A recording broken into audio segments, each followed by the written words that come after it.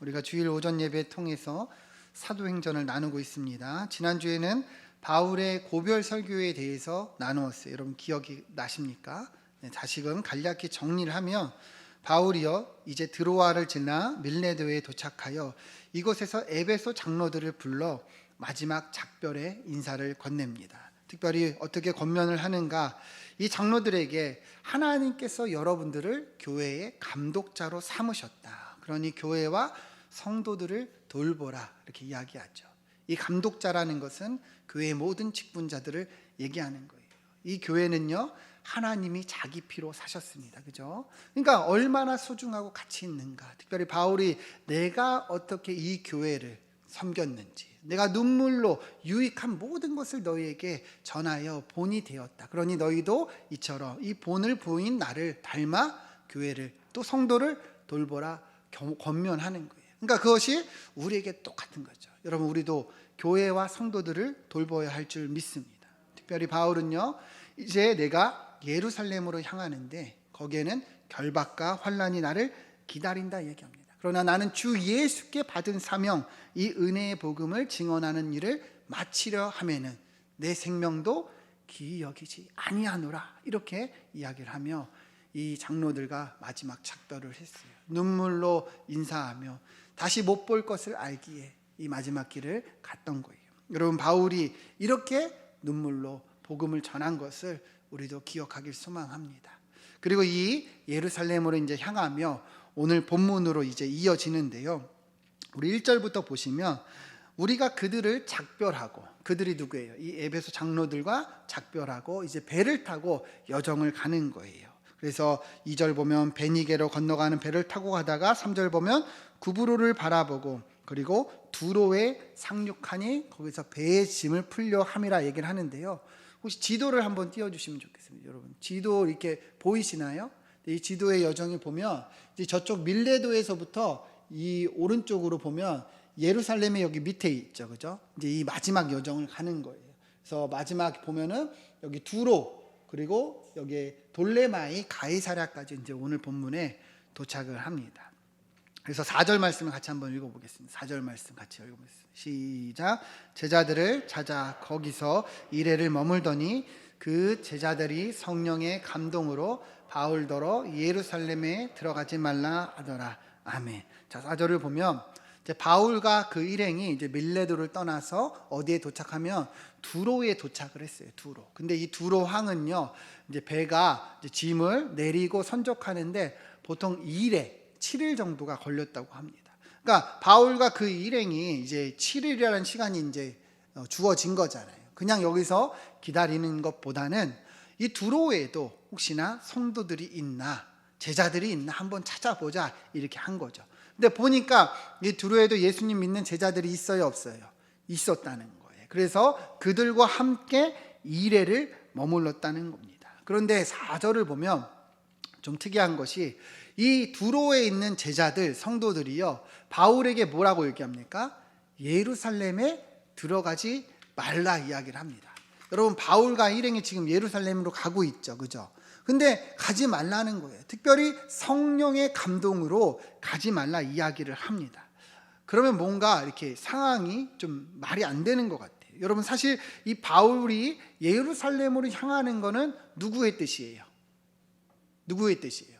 하나님의 뜻이죠, 그죠? 우리가 계속 나누었잖아요. 성령의 인도함을 받아서 바울이 예루살렘으로 가고 있어요.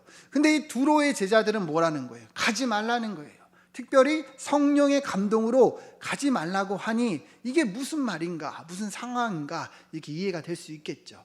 자, 근데 이제 이걸 잘 봐야 되는데 이 두로의 제자들이 성령의 감동으로 바울에게 가지 말라고 한 것은 성령께서 가지 말라고 이야기하는 것이 아니라 두로의 제자들이 은혜가 충만하여 은혜가 많아서 이렇게 가지 말라고 했다는 의미예요. 다시 말하면 바울이 이제 두로에서 이 제자들을 만났죠, 그죠? 그러면서 뭘 나눴겠어요? 당연히 하나님의 말씀들을 나누고, 특별히 바울이 이제 복음을 전하고 이 많은 열방이 주님께 돌아오고 교회가 세워지는 이 역사에 대해서 아마 생생히 증거를 했을 거예요. 그러니 어때요? 이 두로의 제자들이 바울을 만나 그 은혜의 소식들을 들으니 마음에 감동이 되고 은혜가 충만했을 거예요. 근데 이제 바울이 어딜 가는 거예요? 예루살렘으로 갑니다. 근데 그곳에는 결박과 환란이 있다 해요. 그러니 어떻습니까? 이 제자들이 말리고 싶은 거죠. 바울 사도 가지 마세요. 꼭 지금 가야 합니까? 그곳에 환란이 있는데 꼭 굳이 가야 합니까? 이곳에 있으셔도 되잖아요. 이렇게 말렸다는 거예요. 여러분, 우리도 만약에 한번 예를 들어서 여러분들에게 가까운 지인이 또 우리 교회의 어떤 성도가 갑자기 아프리카 오지로 이 선교를 떠난다고 해요. 그럼 우리 어떤 마음이 들까요? 아, 귀하다, 참 잘됐다 이럴까요? 솔직히 아니잖아요. 그죠? 아, 그 고생의 길을 꼭 가야 하는가? 가지 않으면 어떤가? 그냥 그렇게 선교할 수 있지 않는가? 이런 마음이 들 수도 있잖아요. 그죠? 제가 이 신대원 동기 목사님 중에 한 분이 지금 카자흐스탄에 선교사로 계시는데요. 예전에 저희 교회에도 와서 한번 설교하신 적이 있어요. 수요예배 때 한순기 선교사님이라고 기억하시는 분들도 계실 수 있는데, 원래 이분이요 어디에 선교사로 파송을 받았냐면 인도네시아 자카르타에 파송을 받았어요. 그래서 거기서 학교에서 잘 가르치고 정착하고 언어도 이제 잘 배워서 이제 어느 정도 사역이 안정을 잡았는데, 어느 날부터 이제 북한에 대한 마음이 이제 생기기 시작한 거예요. 하나님이 그런 마음을 주셔서 북한에 대한 이제 선교가 이제 자꾸 커져서 결국에는 이 인도네시아 사역을 정리하고 이제 북한 선교를 하러 카자흐스탄으로 향한다는 거예요. 그래서 저하고 만났는데 제가 어땠을까요? 말렸어요. 저보다 이제 훨씬 나이가 많으신데, 형님 꼭 가셔야겠습니까? 이분이 자녀들도 이제 막 고등학생에 대학생에 막 중요한 시기고 사춘기를 겪고, 근데 가족하고도 떨어져야 된다는 거예요. 굳이 꼭 가야 되겠냐? 지금 거의 잘 정착했는데 그 북한 선교는 어떻게든 우리가 협력해서 할 수 있지 않겠느냐, 이렇게 제가 권했습니다. 그러니까 마음이 저도 안타깝잖아요. 근데 그분이 그러더라고요. 문 목사, 하나님이 주신 마음이 너무 커서 내가 가야 될 것 같아. 근데 이게 주체가 안 되네. 이게 마음이 너무 뛰어서 가야 될 것 같아. 그러더라고요. 제가 오늘 본문을 준비하는데 아마도 이 두로의 제자들이 바울에게 가지 말라고 한 게 이러한 마음이지 않았을까 제가 느껴지더라고요. 그러니까 안타깝잖아요. 마음이 애처롭잖아요. 그러니까 가지 말아라, 다른 길도 있지 않겠느냐, 이렇게 할 수 있지 않았을까 생각이 들더라고요.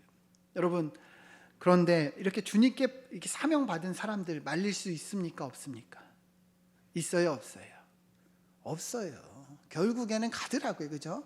바울도 결국에 갔고, 그 선교사님도 지금 카자흐스탄에서, 북한에는 들어갈 수가 없으니까 거기서 이제 뭐 탈북한 사람들 아니면 북한으로 들어갈 수 있는 외국인 선교사들을 협력하는 사역을 하고 계시더라고요. 오늘 본문도 이제 그래서 바울은 계속 예루살렘으로 향합니다. 5절 6절을 보면 이 여러 날을 지난 후에 이제 우리가 떠나갔다는 거예요. 바울과 그의 일행이 이제 예루살렘으로 향합니다. 그런데 이들이 어떻게 이렇게 배웅합니까? 그들이 다 처자와 함께 성문 밖까지 나와서 전송을 했다는 거예요. 다 나와서 전송했다는 거예요. 그래서 바닷가에서 함께 무릎을 꿇고 기도합니다. 그리고 6절 보면 작별하는 후에 우리는 배에 오르고 그들은 집으로 돌아갔다, 이렇게 말씀을 합니다. 여러분 잘 보세요.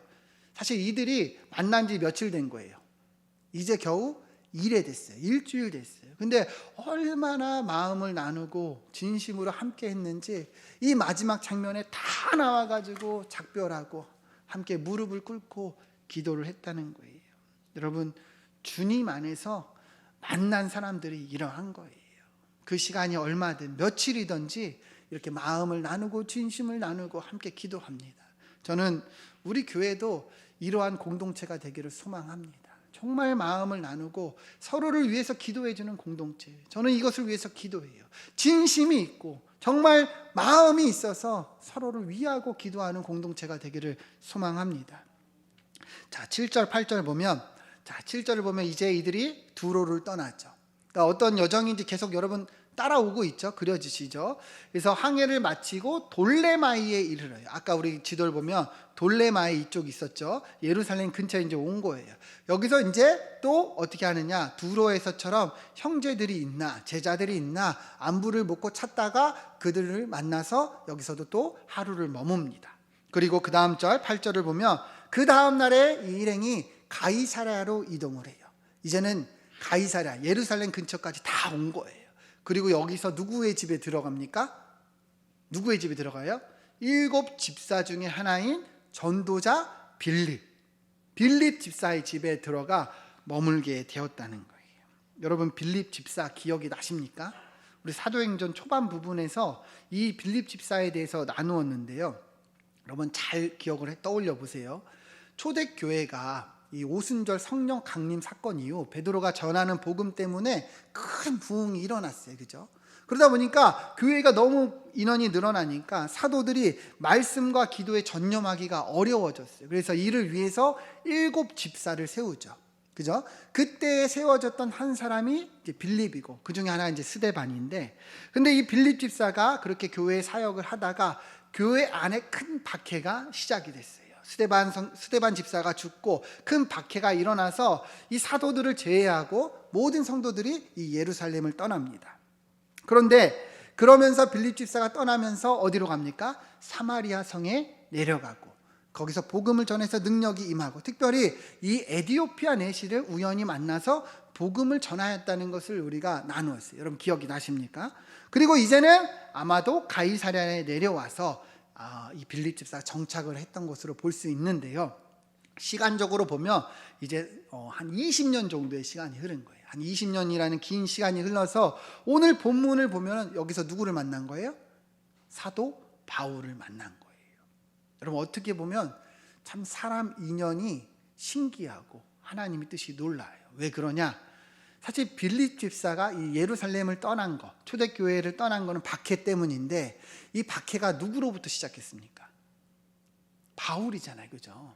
사울이었던 바울이요, 교회를 막 잔멸하면서 큰 박해를 시작하고 스데반 집사가 순교하면서 이들이 다 떠난 거예요. 흩어지면서 복음을 전한 거예요. 그죠? 근데 그 주동자인 이 바울을 이제는 자기 집에서 만난 거예요. 동역자로 만난 거예요. 놀랍죠? 우리 사도행전 8장 1절 같이 한번 보시면, 사울이 그가 죽임을 마땅히 여겼다. 이게 누구예요? 스데반 집사죠. 그리고 그날에 예루살렘에 있는 교회에 큰 박해가 시작돼서 사도를 제외하고는 다 유대와 사마리아 모든 땅으로 흩어졌다.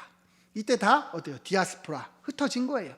그때 빌립 이 집사도 이제 흩어지면서 사마리아와 내려가서 복음을 전하고 이제 이 가이사랴까지 오게 된 건데, 그렇게 20년이 흘러서 이제는 그 박해의 주동자였던, 나를 흩어지게 만들었던 바울을 여기서 만나요. 근데 그것도 너무도 놀라운 거는 이 바울이 사도가 돼서, 동역자가 돼서 복음을 전하는 이 전도자로 만나게 되었다는 거예요. 여러분 이게 복음의 능력입니다. 하나님이 우리 가운데 행하시는 일이요, 교회의 역사예요. 여러분 잘 보세요. 하나님은요, 원수된 자도, 이 그 다툼이 일어난 자도 주님의 사랑으로 회복돼서 이제는 한 형제가 되게 하시고 동역자가 되게 하십니다. 하나님의 사랑 안에서요, 이제는 사랑하고 용서하고 그 담을 허무신다는 거예요. 여러분 믿으십니까? 지금까지 기독교의 역사, 교회의 역사가 이에 대해서 얼마나 많이 증거합니까? 원래는 원수였어요. 그죠? 원래는 박해자였어요. 그런데 주님의 사랑으로 회복되고 동역자가 되고 형제로 만드신다는 거예요. 같은 소망을 품고 나아가게 하신다는 거예요. 여러분 짐 엘리엇이라는 선교사님에 대해 들어보신 적 있습니까? 짐 엘리엇 선교사님. 짐 엘리엇 선교사님은 29살의 젊은 나이에요. 이 에콰도르의 아우카족이라는 한 부족에 선교하러 들어갔다가 무참히 살해를 당했어요. 그래가지고 이 소식이 미국 전역에 들리면서 얼마나 미국이 정말 큰 충격을 받았는지 모릅니다. What a waste! 얼마나 이게 낭비인가. 온 기사들마다 냈어요. 어떻게 이렇게 허망한 죽음이 있는가. 정말 하나님이 살아계시다면 이러한 허망한 죽음을 낼 수 있는가. 막 그렇게 했어요. 특별히 엘리엇 선교사님은 굉장히 수지였대요. 미국의 이제 명문 대학을 나오고 그 주목받던 사람인데 이렇게 허망한 죽음을 당했다는 거예요. 그래서 얼마나 미국이 큰 충격을 받았는지 모릅니다. 그런데 2년 뒤에 어떠한 일이 일어났느냐. 이 선교사님의 아내였던 엘리자베스 선교사님이요, 남편이 죽자 간호를 배웁니다. 간호하는 그 공부를 해요. 그리고 배우고 나서 다시 이 아우카족에 들어가요. 근데 이 아우카족이요, 여자는 죽이지 않았대요. 여자는 이 비겁하다 그래서 죽이지 않았다고 합니다. 그래서 이 선교사님이 그 부족에 들어가서 5년 동안을 아픈 사람을 고쳐주고 돌보아주고 그렇게 간호를 했다고 합니다. 근데 어느 날 이 아웃가족의 족장이 선교사님에게 물은 거예요. 왜 우리 부족을 위해서 이렇게 헌신하십니까? 왜 우리가 뭐라고 이렇게 와서 희생하십니까? 그때 엘리자베스 선교사님 대답을 했대요. 사실은 나는 5년 전에 당신들이 죽인 한 남자의 아내입니다. 그런데 내가 나와 남편이 섬기는 하나님이 그 사랑을 주셔서 여기까지 오게 했습니다. 이렇게 대답을 했다는 거예요. 그 족장이 어떻겠어요? 큰 충격을 받았겠죠, 그죠? 그리고 나서 이 족장과 이 온 부족이 다 예수님을 믿고 영접했다는 거예요. 이게 분명한 사실입니다. 특히 이 아웃가족의 족장은요, 목사가 되었대요. 그래서 나중에요, 여러분 빌리 그레함 목사님 아시죠? 그 목사님이 그 인도하는 집회에 와서 간증을 했는데 뭐라고 간증을 했냐면, 짐 엘리엇 선교사님의 희생 때문에 우리 부족이 다 주님을 믿게 되었습니다. 그분들의 순교 때문에 우리가 이렇게 소망을 얻고 빛을 보게 되었습니다. 그래서 나도 그분들처럼 살겠습니다. 나도 그분들처럼 되기 원합니다. 이렇게 간증을 했다는 거예요. 여러분 놀랍지 않습니까? 이게 복음의 역사라는 거예요. 원수였어요. 원수, 그죠? 내 남편을 죽인 원수예요. 그러나 그 주님의 사랑이 너무 크니까 어때요? 그 원수를 원수로 갚는 것이 아니라 그 사랑으로 갚는 거예요. 그러니 어때요? 원수가 원수된 것이 아니라 한 형제가 되고 같은 소망을 품고 구원받고 하나님의 나라가 임하는 놀라운 역사가 일어나게 되었다는 거예요. 여러분 이것이 하나님이 하시는 일입니다. 우리 가운데도 일어나야 할 일이라는 거예요. 여러분 우리나라에도 손양호 목사님 일화가 너무 유명하죠. 손 목사님이 자기 두 아들을 죽인 폭도, 이 공산당이 폭도를 어떻게 했어요? 오히려 석방해달라고 탄원서를 내고 급기야 그 폭도를 자기 양자로 삼습니다. 너무 유명한 얘기죠, 그죠? 사람들은 다 손가락질했어요. 이게 무슨 짓이냐? 그러나 손 목사님은요, 하나님께서 원수도 사랑하라고 하시지 않았느냐? 내가 이 폭도를 죽인들 내 두 아들이 살아서 돌아오느냐? 그렇지 않지 않느냐? 나는 이 사랑을 실천하겠다. 예전에 제가 신학교 다닐 때 그 손 목사님 막내딸인 손동희 권사님이 오셔서 간증을 했는데 뭐라고 그랬냐면, 손 목사님이요, 이 폭도가요 회심하고 세례받고 예수님 믿을 때 이 손 목사님이 그렇게 어린아이처럼 기뻐 뛰며 즐거워했다고 합니다. 여러분 너무 감동적이지 않습니까? 원수를 원수로 갚을 수 있어요, 그죠?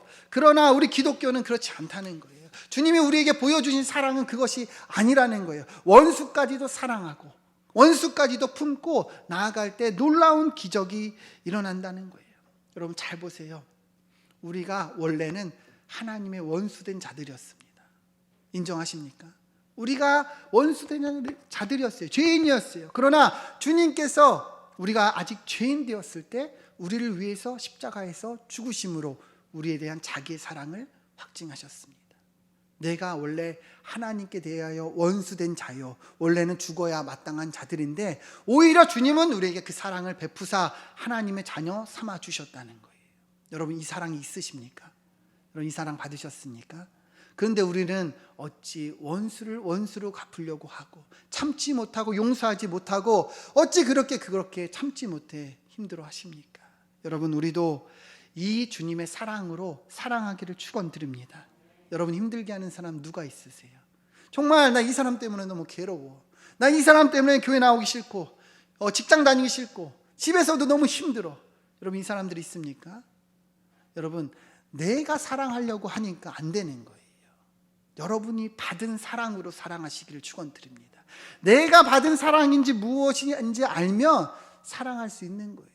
여러분 그 원수된 자가 원래는 나였어요. 하나님께 내가 원수된 자였는데 주님이 용서하시고 품어주셨다는 거예요. 그래서 그 짐 엘리엇 선교사님이, 손양원 목사님이 그렇게 용서하고 사랑하고 기적을 나타냈다는 거예요.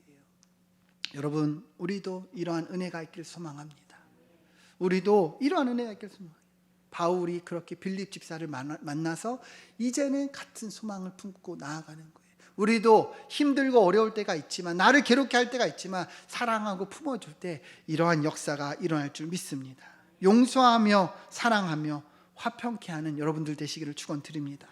자, 10절부터 보면, 자, 그래서 이 빌립 집사의 집에 이들이 머무는데 여러 날을 머물렀어요. 그런데 어느 날 아가보라는 한 선지자가 유대로부터 내려옵니다. 아가보라는 한 선지자, 우리가 사도행전 11장에서도 이 아가보가 예루살렘에 큰 흉년이 있을 거라 예언이 됐고 글라우디에 때에 그렇게 됐는데요, 정말 어떻게 보면 그 하나님이 쓰시는 예언자예요, 선지자예요. 그래서 그렇게 이 사람 말에 권위가 있었는데, 이분이 뭐라고 예언을 하느냐, 11절을 보시면 이분이 와서 바울의 띠를 가져다가 자기 수족을 잡아매고 말합니다. 성령이 말씀하시니 예루살렘에서도 이 유대인들이 이같이 이 띠 임자, 이 띠의 임자가 뭐예요? 이 띠의 주인 바울을 결박해서 이방인의 손에 넘겨주리라 하신다, 이렇게 예언을 했다는 거예요. 그러니까 아가보라는 선지자가 와서 바울이 이 예루살렘에서 이러한 결박과 환난을 당할 것을 또 예언을 하고 있는 거예요. 앞서 바울이 계속 이거에 대해서 얘기를 했죠, 그죠? 근데 너무도 분명하게 이거를 또 얘기를 하니 얼마나 확증이 되는 거예요, 그죠? 그래서 12절을 보면 우리가 다 이 말을 들었대요. 12절 띄워주시면, 우리가 누구예요? 여기 모인 사람들, 이 바울이 이 빌립의 집에서 머물렀던 여기 모인 사람들이 다 그 말을 들은 거예요. 그래서 바울에게 뭐라고 얘기합니까? 예루살렘에 올라가지 말라. 그러니까 아가보라는 선지자가 또 예언을 하니까 여기 모인 사람들이 다 똑같은 거예요. 가지 마세요. 바울 사도 가지 마세요. 여러분, 얼마나 애타는 마음인지 이해가 되시죠? 계속 이것이 반복이에요. 바울은 그 길을 가는 거예요. 사람들은 말려요. 가지 마세요, 가지 마세요. 근데 바울은 계속 그 길을 가는 거예요. 우리 13절을 보면 바울이 이렇게 얘기합니다. 여러분이 어찌하여 울어 내 마음을 상하게 하느냐. 그러니까 여러분, 상황이 어땠는지 보이시죠?